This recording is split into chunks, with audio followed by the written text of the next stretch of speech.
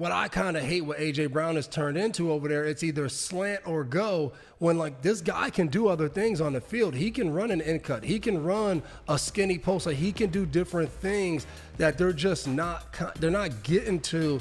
And I will say the weird thing about that is usually in a game, you go to the receiver that has been the hot hand that's got it going. And at that time, DeVonta Smith was that guy where it was just like, man, it was a comeback or it was the long ball for the touchdown that you kind of go to in that moment. A.J. Brown, even on that deep ball, it was kind of like, man, he's not really in rhythm. Like, I think the last target he had, I think might have been in the first half for, you know, and now you throw him a goal ball at the end.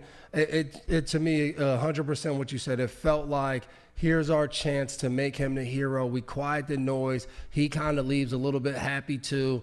And now this kind of feels like a more of a total complete win if we just get our guy one more catch in the biggest moment of the game.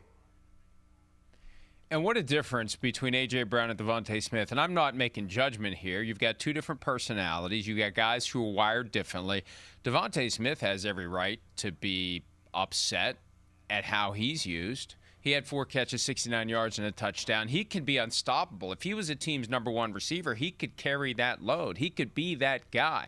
Yeah, he's skinny, but it doesn't matter. And on the touchdown to him, you know, you watch that play to A.J. Brown, it was a little underthrown.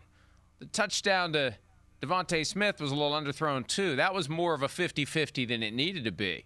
He hits him in stride, and that's not even close.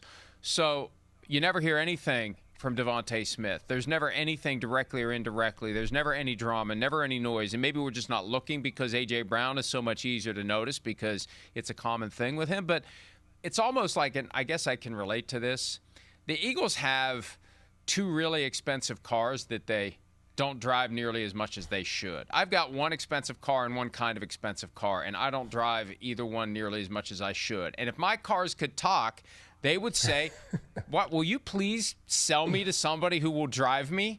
You know, and I feel like that both guys have to be thinking that. And maybe Smith just doesn't say it. Maybe that's not his way. He's always seemed kind of quiet and reserved, but maybe he's thinking the same things A.J. Brown is thinking. And you've got 2 high-end receivers who are getting paid, not absolute top of the market, but one's close and the other one's not that far behind, and they just don't get used the way they should. And every time I see it happen, and maybe that's why last night's game was so confusing. I kind of expected the Thursday night 10-7 because I didn't have a whole lot of expectations for either offense.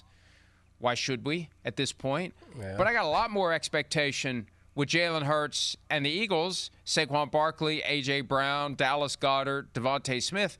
And then you flip it over to the Packers with Josh Jacobs and Jordan Love. And I know they have issues with injuries at receiver, but hell, when don't they?